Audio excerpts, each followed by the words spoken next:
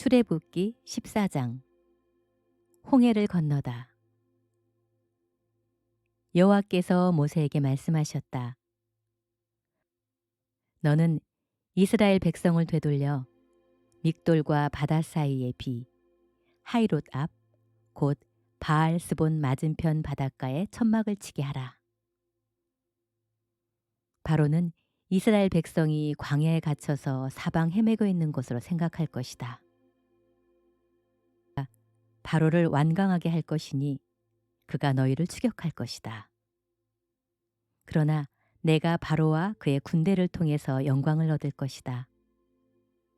그러면 이집트 사람들이 내가 여호와임을 알 것이다. 그래서 이스라엘 백성은 여호와의 말씀대로 하였다. 이집트 왕은 이스라엘 백성이 도망쳤다는 말을 듣고 그의 신하들과 함께 마음이 변하여 우리가 어째서 이런 짓을 하여 우리에게 종살이하던 이스라엘 백성을 놓아주었는가 하며 곧 자기 전차를 갖추어 군대를 이끌고 추격에 나섰다. 이집트 장교들이 이끄는 제일 우수한 전차 600대를 포함한 모든 전차들이 그 뒤를 따랐다. 여호와께서 이집트 왕 바로의 마음을 돌처럼 굳게 하셨으므로 그가 당당하게 나아가고 있는 이스라엘 백성을 추격하였다. 말과 전차와 마병이 동원된 이집트군은 추격을 계속한 끝에 이스라엘 백성이 천막을 치고 있는 바알 스본 맞은편 비 하이롯 근처의 바닷가에 이르렀다. 이스라엘 백성이 바라보니 바로와 그 군대가 접근해 오고 있었다. 그러자 그들은 두려워하며 여호와께 도와달라고 부르짖다가 모세에게 이렇게 말하였다. 이집트에 매장지가 없어서 당신이 우리를 이 광야로 끌어내어 죽이려 합니까? 무엇 때문에 당신이 우리를 이집트에서 이끌어내어 이 꼴을 당하게 합니까? 우리가 이집트에서 당신에게 이집트 사람을 섬길 수 있도록 내버려 달라고 하지 않았습니까? 이집트 사람을 섬기는 것이 광야에서 죽는 것보다 낫겠습니다. 그래서 모세가 백성들에게 대답했다. 여러분은 두려워하지 말고 가만히 서서 오늘 여호와께서 여러분을 구하기 위해 행하시는 일을 보십시오. 여러분이 오늘 보는 이 이집트 사람들을 다시는 보지 못할 것입니다. 여호와께서 여러분을 위해 싸우실 것입니다. 그러니 여러분은 가만히 계십시오. 그때 여호와께서 모세에게 말씀하셨다. 너는 어째서 나에게 부르짖느냐? 이스라엘 백성에게 앞으로 나아가라고 말하라. 그리고 너는 내 지팡이를 들고 손을 바다 위로 내밀어 물이 갈라지게 하라. 그러면 이스라엘 백성이 마른 땅을 밟고 바다를 지날 것이다. 내가 이집트 사람들의 마음을 돌처럼 굳게 할 것이니 그들이 그 뒤를 따라 들어갈 것이다. 내가 바로와 그의 모든 군대, 곧 그의 전차와 마병을 통해서 영광을 얻을 그때에 이집트 사람들이 내가 여호와임을 알게 될 것이다. 앞에서 이스라엘 백성을 인도하던 하나님의 천사가 그들 뒤로 가자 구름 기둥도 앞에서 뒤로 옮겨 이집트 군과 이스라엘 사람 사이에 섰는데 이것이 이집트 사람에게는 흑암을 던져 주었고 이스라엘 사람들에게는 빛을 비춰 주었다. 그래서 밤새도록 이집트 군이 이스라엘 진영에 접근하지 못하였다. 모세가 바다 위에 손을 내밀자 여호와께서 밤새도록 강한 동풍을 불게 하셔서 바닷물을 물러가게 하셨으므로 바다가 갈라져 마른 땅이 되었다. 이스라엘 백성이 좌우 물벽 사이로 마른 땅을 밟고 바다를 건너가자 이집트 군이 말과 전차를 몰고 마병들과 함께 이스라엘 사람을 추격하여 바다 가운데로 들어왔다. 새벽에 여호와께서 불, 구름 기둥 가운데서 이집트 군을 내려보시다가 그들을 혼란 가운데 빠뜨리셨다. 여호와께서 그들의 전차 바퀴가 빠져 달아나게 하셔서 달리는데 어려움을 겪게 하시자 이집트 사람들이 여기서 달아나자. 여호와가 우리를 쳐서 이스라엘 사람을 위해 싸우고 있다 하고 외쳤다. 그때 여호와께서 모세에게 내 손을 바다 위로 내밀어 물이 이집트 사람과 그들의 전차와 마병 위에 다시 흐르게 하라 하고 말씀하셨다. 그래서 모세가 손을 바다 위로 내밀자 새벽에 바닷물이 원상태로 되돌아왔다. 이집트 사람들이 물에서 도망하려고 하였지만 여호와께서는 그들을 바다 가운데 뒤집어 엎으셨다. 이와 같이 물이 다시 흘러 이스라엘 백성을 뒤쫓아 바다에 들어간 전차와 마병과 바로의 모든 군대를 덮어버렸으므로 그들 가운데 한 사람도 살아남은 자가 없었다. 그러나 이스라엘 백성은 좌우 물벽 사이로 마른 땅을 밟고 바다를 건너왔다. 그날 여호와께서 이스라엘 백성을 이집트 사람의 손에서 구원하셨으므로 이스라엘 사람들은 이집트 사람들의 시체가 바닷가에 널려 있는 것을 보았다. 이스라엘 백성은 여호와께서 이집트 사람들에게 행하신 큰 일을 보고 여호와를 두려워하며 여호와와 그의 종 모세를 믿었다. 누가복음 17장. 예수님이 제자들에게 이렇게 말씀하셨다. 세상에는 죄짓게 하는 일이 언제나 있기 마련이지만 죄짓게 하는 그 사람에게는 불행이 닥칠 것이다. 이런 어린아이 하나라도 죄짓게 하면 차라리 목에 큰 맷돌짝을 달고 깊은 바다에 빠져 죽는 것이 더 낫다. 너희는 스스로 조심하라. 내 형제가 죄를 짓거든 꾸짖고 회개하거든 용서해 주어라.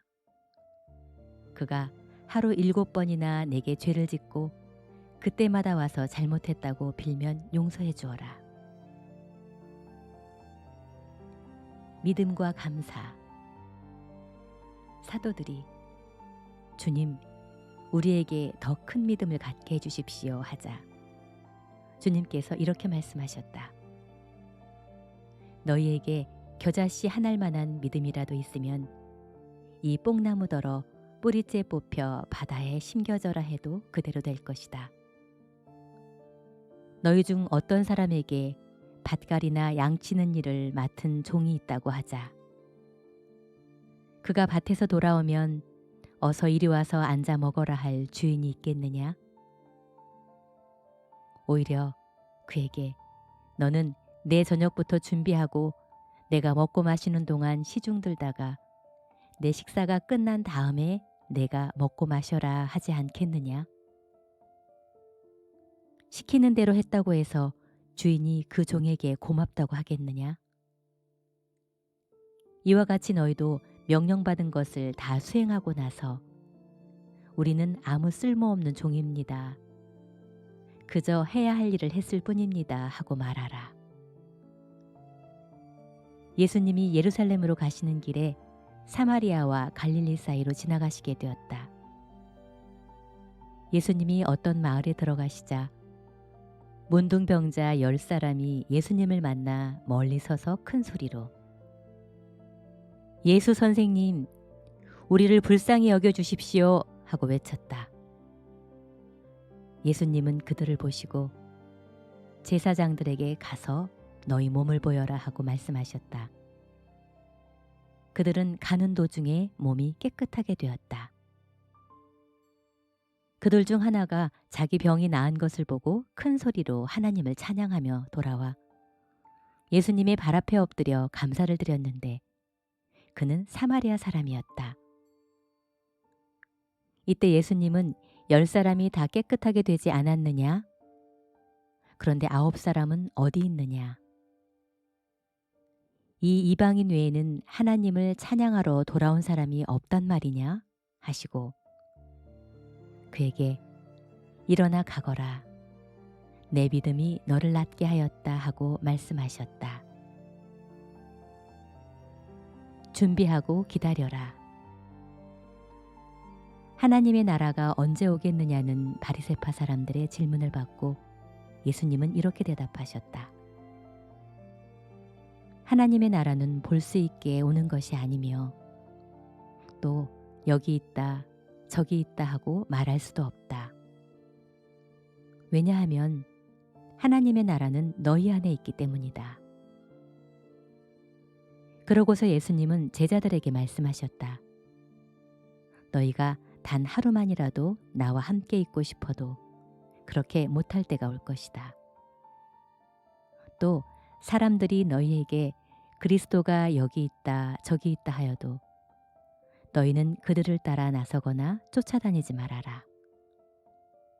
마치 번개가 하늘 이편에서 번쩍하여 저편까지 비치듯이 내가 오는 날도 그와 같을 것이다. 그러나 나는 먼저 많은 고난을 당하고 이 시대 사람들에게 버림을 받아야 한다. 내가 올 때에는 세상이 노아의 시대와 같을 것이다. 사람들은 노아가 배에 들어가는 날까지 먹고 마시고 장가가고 시집가다가 홍수가 나자 모두 멸망하고 말았다. 또 내가 올 때에는 롯의 시대와도 같을 것이다. 사람들이 먹고 마시고 사고 팔며 파종하고 집을 지었지만 롯이 소돔에서 나가던 바로 그날에 하늘에서 불과 유황이 비오듯이 쏟아져 모두 멸망하고 말았다. 내가 나타나는 날에도 그럴 것이다. 그날에는 지붕 위에 있는 사람이 집안에 물건이 있다고 해서 그것을 가지러 내려가지 말고 들에 있는 사람도 집으로 돌아가지 말아라. 롯의 아내를 생각해 보아라. 누구든지 자기 생명을 지키려고 하는 사람은 잃을 것이며 자기 생명을 버리는 사람은 보존할 것이다. 내가 분명히 말해둔다. 그날 밤에 두 사람이 한 침대에 누워 있어도 하나는 데려가고 하나는 버려둘 것이며 두 여자가 함께 맷돌을 갈고 있어도 하나는 데려가고 하나는 버려둘 것이다. 두 사람이 밭에 있어도 하나는 데려가고 하나는 버려둘 것이다. 그때 제자들이 주님, 어디서 그런 일이 일어나겠습니까? 하고 묻자 시체가 있는 곳에는 독수리가 모여들기 마련이다 하고 예수님이 대답하셨다. 욥기 32장. 엘리후. 욥이 죄가 없음을 한결같이 주장하기 때문에 그 세 사람은 더 이상 대답을 하고 싶지 않아 말문을 닫았다. 그러자 람 집안의 부스 사람 바라겔의 아들인 엘리후가 참다 못해 화를 내고 나섰다. 이것은 욥이 하나님보다 자기를 더 의롭게 여기고 있기 때문이었다. 그리고 그는 욥의 세 친구들이 욥의 말에 대답도 못하면서 그를 죄인으로 단정하기 때문에 화가 나서 그들도 못마땅하게 생각하였다. 엘리후는 그들이 자기보다 나이가 많기 때문에 그들의 말이 끝날 때까지 기다렸던 것이다. 그러나 그는 그 세 사람이 더 이상 대답을 하지 못하는 것을 보고 화를 내며 이렇게 말하였다. 나는 젊고 당신들은 나이가 많기 때문에 사실 내가 참고 지금까지 내 의견을 말하지 않았소. 나는 나이 많은 자가 말을 하고 지식을 가르쳐야 할 것이라고 생각했으나 사실 사람을 지혜롭게 하는 것은 나이가 아니라 사람에게 지혜를 주시는 전능하신 하나님의 성령인 것 같소. 이제 내 말을 들어보시오. 나도 내 의견을 말해보겠소. 내가 지금까지 기다리면서 당신들이 하는 말에 귀를 기울여 보았으나 당신들 가운데는 욥의 말을 반박할 사람이 아무도 없소. 당신들은 우리가 지혜를 깨달았다. 그를 이길 자는 사람이 아니라 하나님이시다 하고 말하지 마시오. 만일 욥이 나와 논쟁을 했다면 나는 당신들처럼 그런 논리로 대답하지 않았을 것이요. 이제 당신들은 당황하여 아무 대답도 못하고 있어. 당신들이 아무 말도 못하고 가만히 있으니 내가 어찌 보고만 있을 수 있겠소. 나도 내 생각을 한번 말해봐야겠습니다. 내게도 할 말이 많은데 더 이상 참을 수 없군요. 내가 이대로 있다가는 내 가슴이 봉해 놓은 포도주나 새 가죽 부대처럼 터져버리고 말 것 같소. 아무래도 내가 말을 해야 속이 후련할 것 같으니 내가 대답하겠소. 나는 이 마당에 누구를 편들거나 누구에게 아첨하지 않을 것이요. 사실 나는 아첨할 줄도 모르는 사람이요. 내가 만일 그렇게 한다면 하나님이 즉시 나를 벌하실 것이요. 고린도후서 2장. 그러나 다시는 내가 슬픈 마음으로 여러분을 방문하지 않기로 결심했습니다. 내가 여러분을 슬프게 한다면 누가 나를 기쁘게 하겠습니까? 나를 기쁘게 할 사람은 내가 슬프게 했던 여러분밖에 없습니다. 내가 그 편지를 쓴 것은 내가 갈 때 당연히 나를 기쁘게 해야 할 사람들에게 슬픔을 얻지 않도록 하기 위해서였습니다. 나의 기쁨은 여러분 모두의 기쁨이 되리라고 확신했기 때문입니다. 내가 근심하고 몹시 괴로워하며 많은 눈물로 그 편지를 쓴 것은 여러분을 슬프게 하기 위해서가 아니라 여러분에 대한 나의 넘치는 사랑을 여러분이 알도록 하기 위한 것입니다. 누가 문제를 일으켰다면 그는 나를 슬프게 한 것이 아니라 어떤 면에서는 여러분 모두를 슬프게 한 것입니다. 너무 지나친 말이 될까봐 이 정도로 말합니다. 많은 사람들이 이미 가한 그 벌로도 그에게 충분합니다. 이제 여러분은 그를 용서하고 위로하여 그가 너무 슬퍼하거나 낙심하지 않도록 하십시오. 그러므로 그에게 사랑을 베풀어 줄 것을 부탁합니다. 그리스도의 향기. 나는 여러분이 모든 일에 순종하는가를 알아보려고 그 편지를 썼던 것입니다. 만일 여러분이 어떤 사람을 용서하면 나도 그를 용서합니다. 그리고 내가 용서할 일이 있어서 어떤 일을 용서했다면 그것은 여러분을 위해 그리스도 앞에서 한 것입니다. 이것은 우리가 사탄에게 이용당하지 않게 하기 위한 것입니다. 우리는 사탄의 책략을 다 알고 있습니다. 내가 그리스도의 기쁜 소식을 전하려고 드로아에 갔을 때 주님을 위해서 일할 좋은 기회가 있었습니다. 그러나 내 형제 디도를 만나지 못하여 편치 못한 마음으로 그들과 작별하고 마케도니아로 갔습니다. 항상 우리를 그리스도 안에서 이기게 하시고 우리를 통해 그리스도를 아는 지식을 곳곳에 향기처럼 퍼지게 하시는 하나님께 감사를 드립니다. 하나님에게는 우리가 구원 얻는 사람들에게나 멸망하는 사람들에게 그리스도의 향기입니다. 멸망받을 사람에게는 죽음에 이르게 하는 냄새이며 구원받을 사람에게는 생명에 이르게 하는 향기입니다. 그렇다면 누가 이런 향기가 되겠습니까? 우리는 다른 많은 사람들과 같이 하나님의 말씀을 장사꾼처럼 팔지 않고 하나님이 보낸 사람들답게 하나님 앞과 그리스도 안에서 진실하게 증거하고 있습니다.